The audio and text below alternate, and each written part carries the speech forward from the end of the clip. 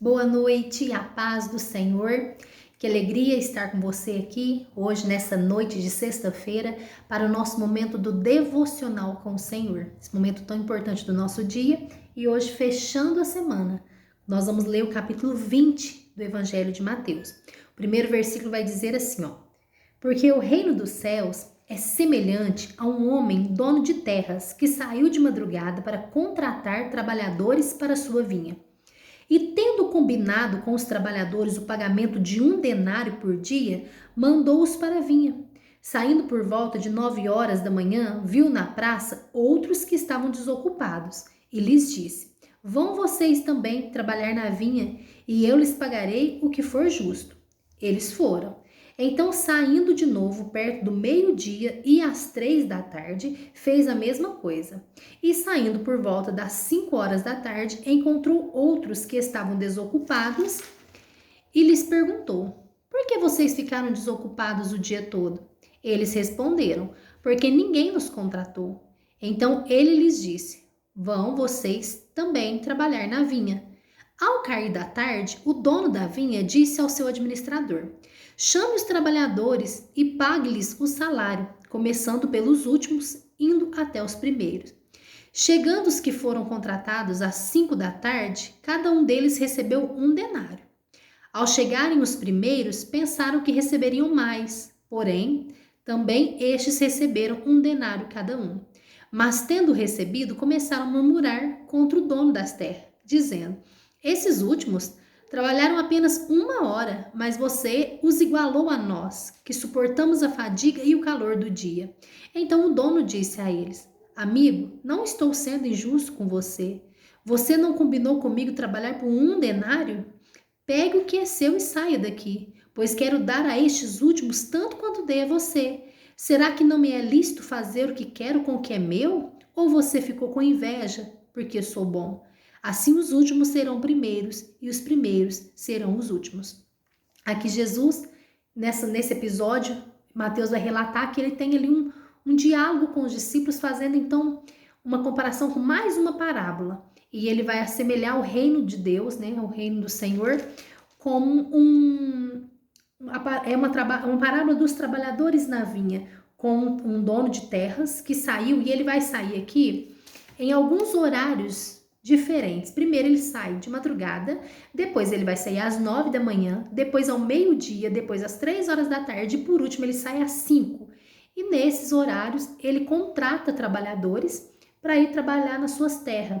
E aqui é bem especificadamente que os primeiros que foram chamados lá na madrugada, ele combinou o valor. Ó, vocês podem trabalhar na minha terra? Eu vou pagar vocês o valor de 1 denário, que era o valor do dia de um trabalhador naquela época. E eles concordaram. Os que foram chamados depois às 9, depois meio-dia, depois às 3 e até mesmo às 5, que a Bíblia vai dizer que ele trabalhou por 1 hora, das 5 às 6, recebeu o mesmo valor. No final da tarde, ele orienta o administrador que chame todos os trabalhadores e comece a pagar pelos últimos que chegaram até chegar nos primeiros. Quando ele foi pagando ali na mão dos que chegaram às 5 e os que estavam desde madrugada, viu eles chegando às 5 receberam 1 denário, eles provavelmente se encheu de expectativa, falou: nossa, você trabalhou 1 hora só e recebeu 1 denário, nós vamos receber mais. E quando chegou na vez deles, eles também receberam 1 denário. Então eles começaram a murmurar: mas como assim? Nós suportamos, né, o sol, a fadiga do dia todo e estamos recebendo a mesma quantia desses que chegaram e trabalharam só por 1 hora?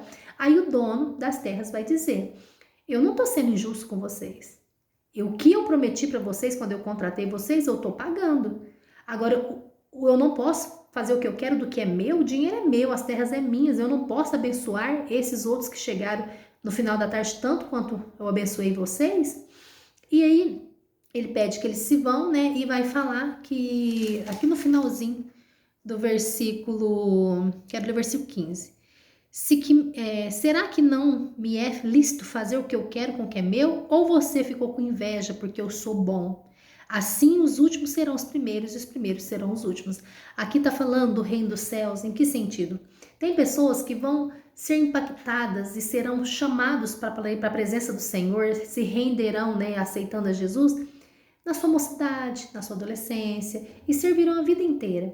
Tem pessoas, quem sabe, que vão aceitar Jesus e se arrepender dos seus pecados no momento da morte, como o exemplo daquele que estava ao lado de Jesus na cruz. Naquele momento, ele seria morto, mas ele teve a oportunidade de conhecer Jesus e se arrepender dos seus pecados, e Jesus vai dizer, né, que ele estaria com Jesus no paraíso.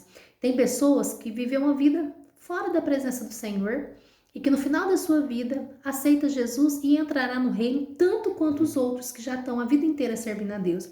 Aqui está querendo dizer que o reino dos céus não fala a respeito de recompensa ou você recebe por aquilo que você merece. O reino do céu, a bênção e a graça do Senhor, ele é ofertada a todos. Nós nunca vamos merecer mesmo a graça do Senhor. Diferente desses trabalhadores aqui, que eles trabalharam o dia todo e acharam que mereciam mais do que os outros, eles mereciam o valor que foi combinado. Ele pagou o dia exatamente o que valia o trabalho de um dia todo para eles. Mas ele quis abençoar com essa mesma bênção, porque ele era bom aqueles que trabalhou menos. A graça e a bondade é do Senhor. É Ele quem abençoa. E a bondade dele, a graça dele alcança a todos que o aceitar, independente do tempo e da hora. Agora eu quero frisar assim, nós que aceitamos o Senhor Jesus, eu vou dizer assim, a minha vida deve ter mais ou menos uns 20 anos que eu falo que eu verdadeiramente tive um encontro com o Senhor, um pouquinho mais.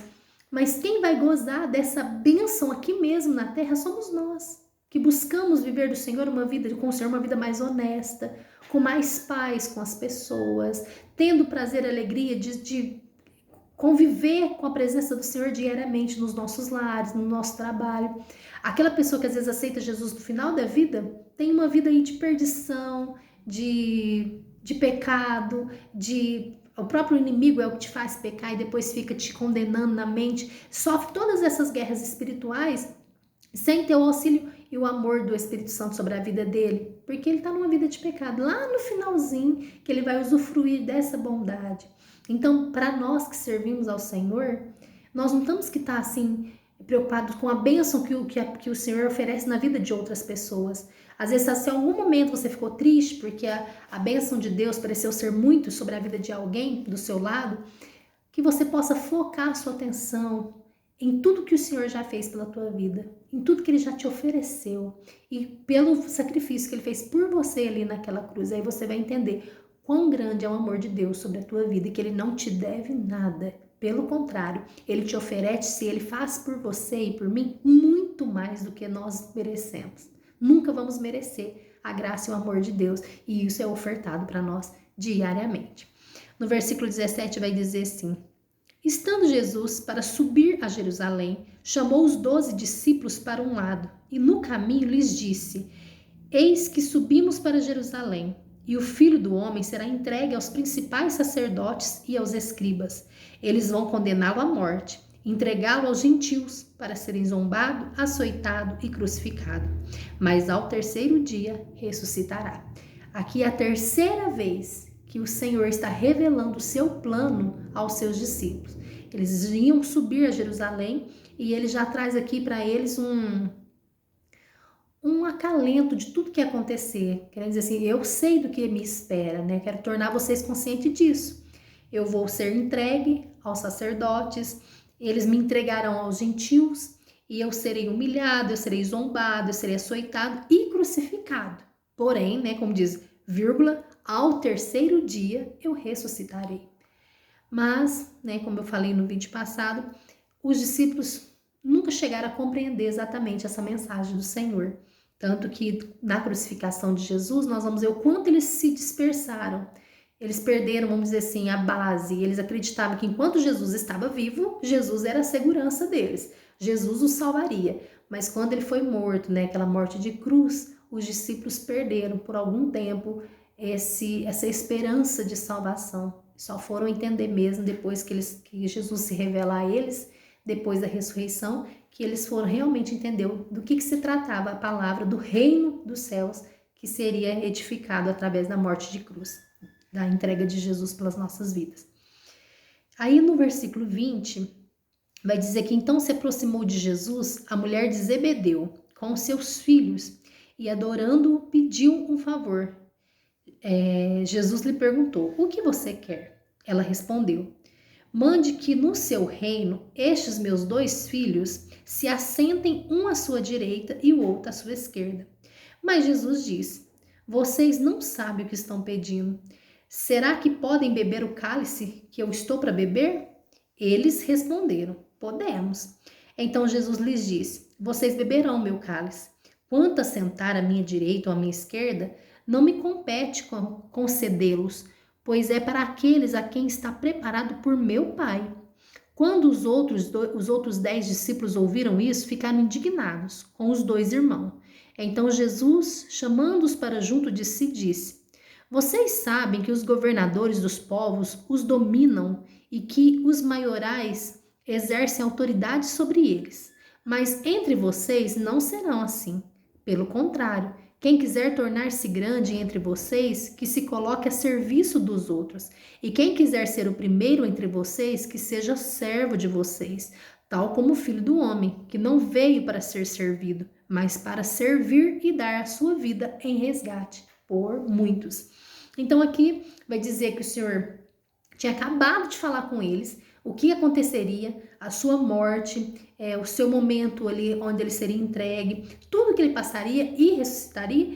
E chega a mãe de 2 discípulos dele, que era a mãe de Tiago e João, que eram os filhos de Zebedeu, e o Senhor, imagina assim, ele naquele momento contando a respeito do plano divino, de tudo que ele passaria, e essa mãe e esses discípulos preocupados em que posição eles ocupariam no reino de Deus.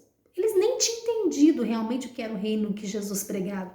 E ela então chega o adorando e pedindo um favor. E o Senhor fala: o que você quer? E ela fala assim: queria pedir que o meu filho, Tiago e João, se assente ao seu lado, no seu reino. Queria meditar um pouco dessa passagem. Um dos sentidos é que essa mãe, primeiro, ela chega adorando a Jesus de uma maneira interessada. Ela chega já prostrando-se aos pés do Senhor, mas porque ela precisava de algo de Deus. Eu queria que nós avaliássemos aqui nessa noite o que tem nos impulsionado à adoração. O que Ele pode fazer por nós, ou o que Ele já fez e que já é o suficiente para que a gente passe toda a nossa vida aos pés dEle adorando. O que o Senhor já fez pela minha e sua vida é dar a própria vida por amor de nós.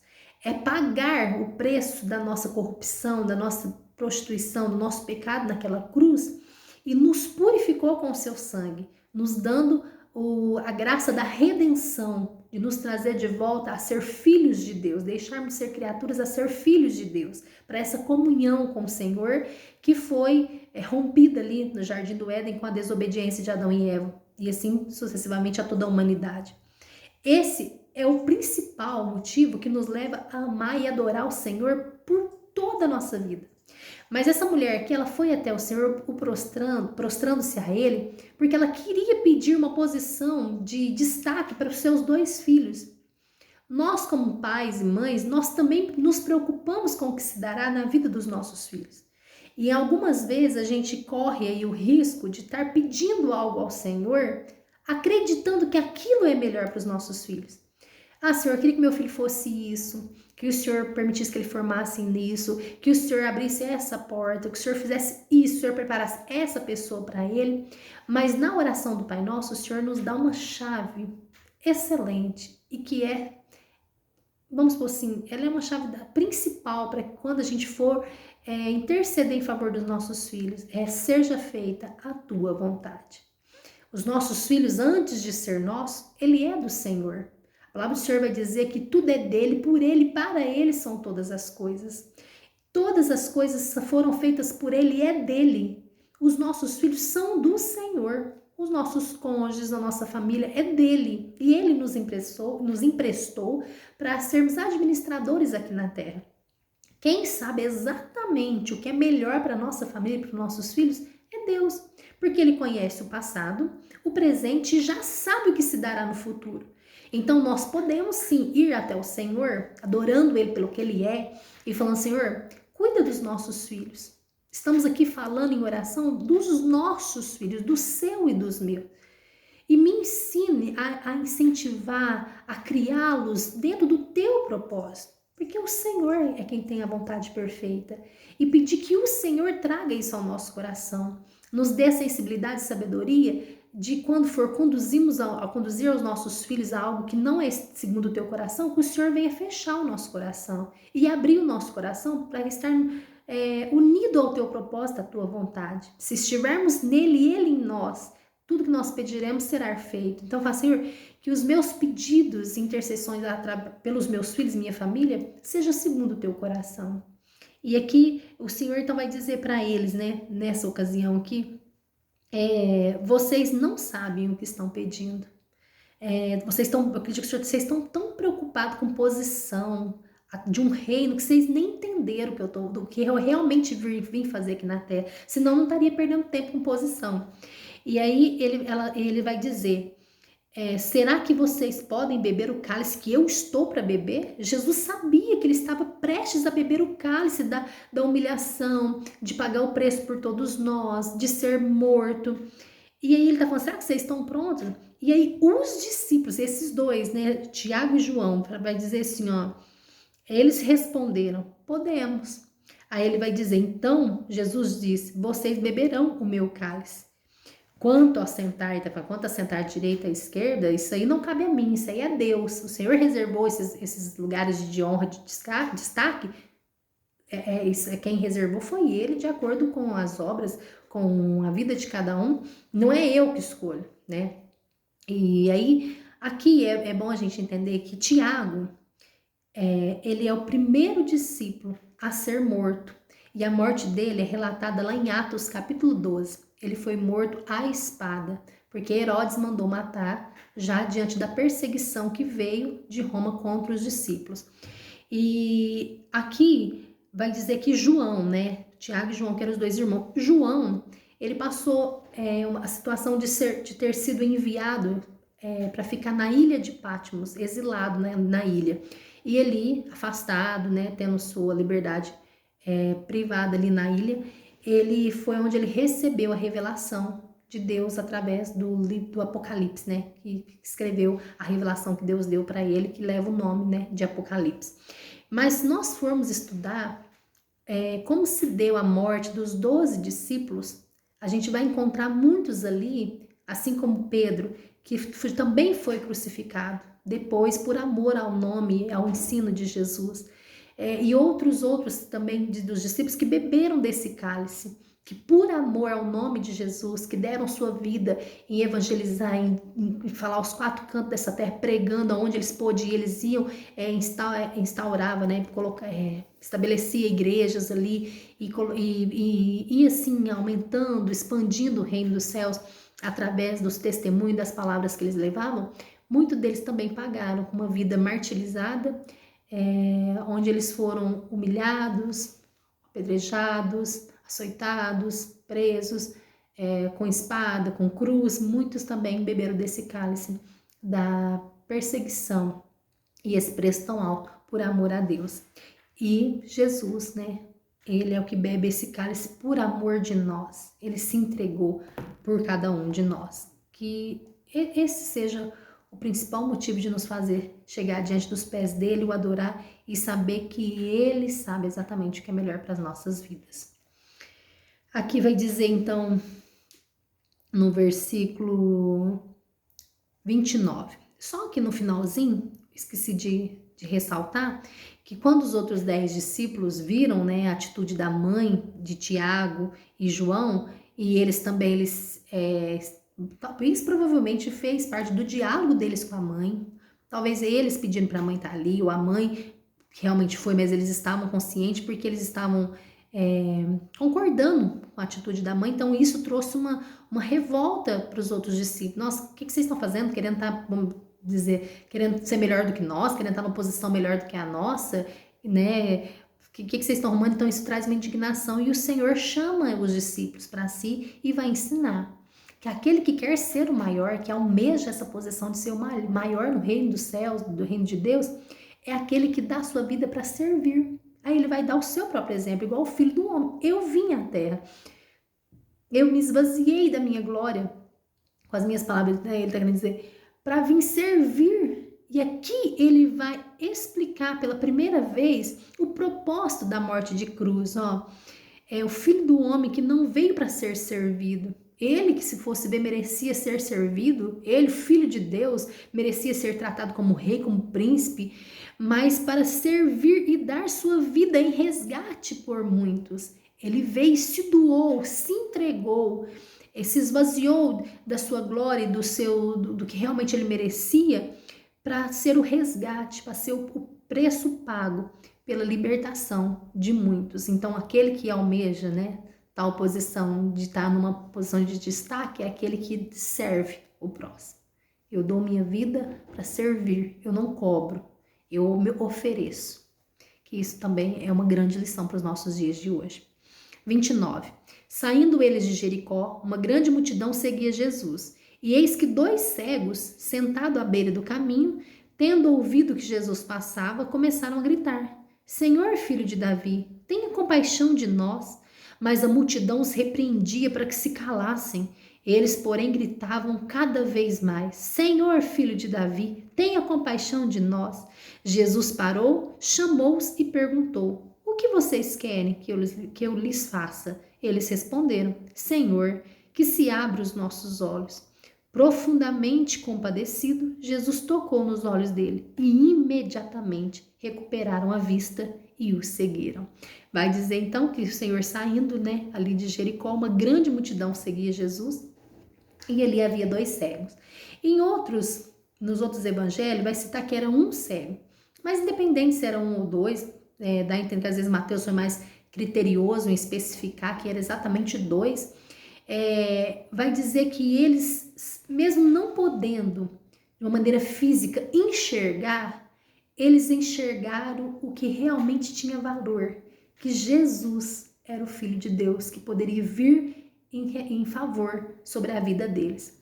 Diferente dos religiosos, né, dos escribas, dos fariseus, que tinham tudo para ver, tinham 2 olhos e com as vistas bem saudáveis, viram tantos milagres diante deles, ouviam, não só ouviam, né, viam, presenciavam e não tiveram condições, não foram capazes de realmente enxergar o que era verdadeiro ali, que era que Jesus era o Filho de Deus. Mas esses 2 cegos, a limitação das vistas deles não os impediram de reconhecer que Jesus era a salvação que eles precisavam. Então, eles vão até Jesus e eles começam a gritar. Porque eu acredito que a limitação da vista impedia que eles chegassem muito próximo de Jesus. Então, de onde eles estavam, eles aproveitaram a oportunidade e gritaram: Senhor, Jesus, né, filho de Davi. Porque, como eu já expliquei, por que filho de Davi? Porque era da genealogia de Davi. Jesus veio da descendência de Davi, o que era profetizado no Velho Testamento, e eles vão dizer: tenha compaixão de nós. E aí, aqui vai dizer que a multidão os repreendia. Os gritos, as atitudes deles começaram a incomodar os que estavam ali. Provavelmente, na multidão, muitos achavam que tinham mais direito de usufruir das bênçãos do Senhor do que 2 cegos ali, que não tem nem condições de chegar perto de Jesus. Mas eles pouco se importavam se estava incomodando, se não estava, se estava sendo repreendido ou se não estava. Eles olharam, eles focaram em Jesus, era isso que eles precisavam. E aí vai dizer que eles, porém, gritavam cada vez mais: Senhor, filho de Davi, tenha compaixão de nós. Eles estavam comprometidos com o que eles precisavam. E aí vai dizer que então Jesus parou, perguntou, né, o que é que eu faço, o que é que eu faço por vocês. Ele fala que abre os nossos olhos e, profundamente compadecido, Jesus tocou e eles imediatamente recuperaram a visão e o seguiam. Aqui eu queria dizer para você, o que tem impedido você de alcançar a comunhão com o Senhor, o milagre do Senhor, ou ser visto pelo Senhor?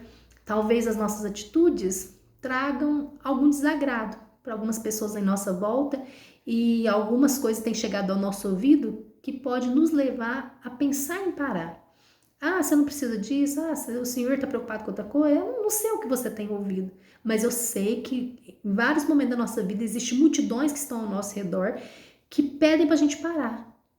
Pede para a gente, trazem vários circunstâncias, motivos que nos levam a pensar em desistir. Que possamos analisar nesse finalzinho desse capítulo o seguinte: se esses 2 cegos levassem em consideração a opinião da multidão, eles teriam morrido cegos. mas eles não se preocupavam com o que os outros pensavam. Eles sabiam que eles precisavam de um milagre, e Jesus era o milagre que eles precisavam. Isso basta para nós, reconhecer que Jesus é o milagre que nós precisamos. Jesus é o socorro, é a salvação que nossa vida necessita, independente do que as pessoas pensam em nossa volta. Muitas pessoas podem ser usadas pelo próprio inimigo, pelo próprio diabo, para tentar nos paralisar, nos entristecer, nos desanimar, mas nessa noite de sexta-feira, através da autoridade do Espírito Santo, eu quero te dizer, preocupe-se com a opinião de Jesus.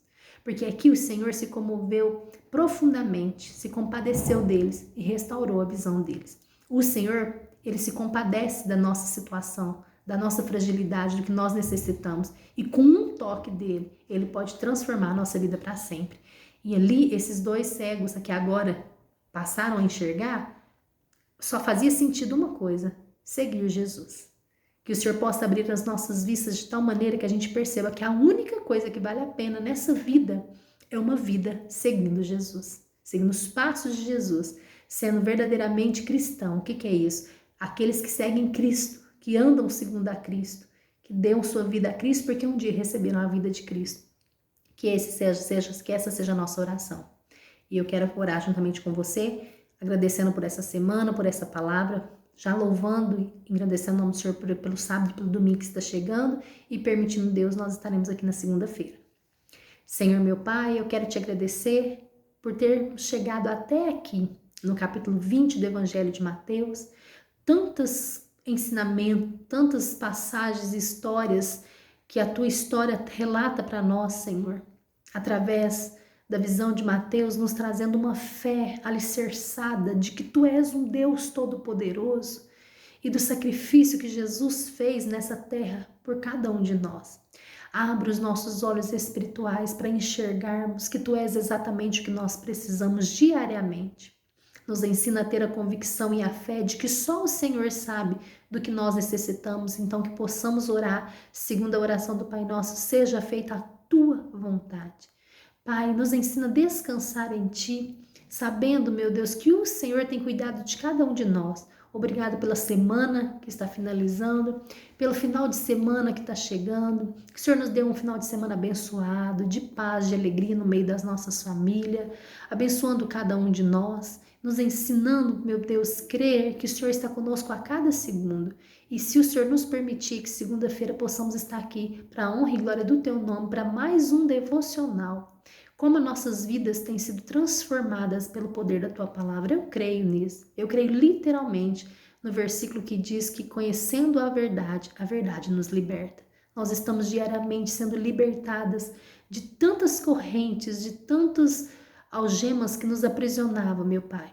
Só a Tua verdade é absoluta, só a Tua palavra verdadeiramente nos liberta. Obrigado por tudo que o Senhor tem feito. Nos ensina a descansar e confiar no Senhor. Amém. E assim eu te desejo uma noite de sexta-feira abençoada e até segunda-feira, permitindo o Senhor. Tchau.